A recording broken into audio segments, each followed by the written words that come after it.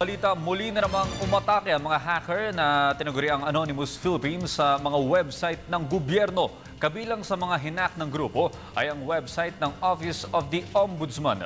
Para sa detalye, muli tayong babalitaan ni Julius Disamburon.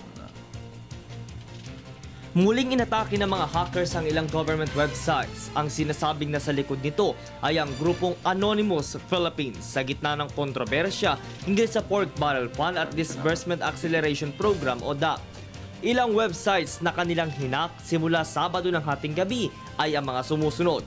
Ang tanggapan ng Philippine National Railways, Office of the Ombudsman, Komisyon ng Wikang Filipino, National Historical Commission of the Philippines, mga lokal na pamahalaan ng Pasig at Pateros, ilang munisipalidad at lalawigan, sa Luzon, sa Visayas at sa Mindanao, at maging mga embahada.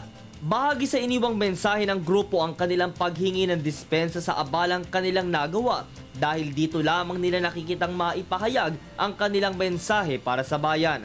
Samantala, kabilang din naman sa kanilang mensahe ay ang paghihimok sa publiko sa gagawing marcha sa Batasan sa ika-5 ng Nobyembre. Para sa Telebisyon ng Bayan, ako si Julius Disamburon.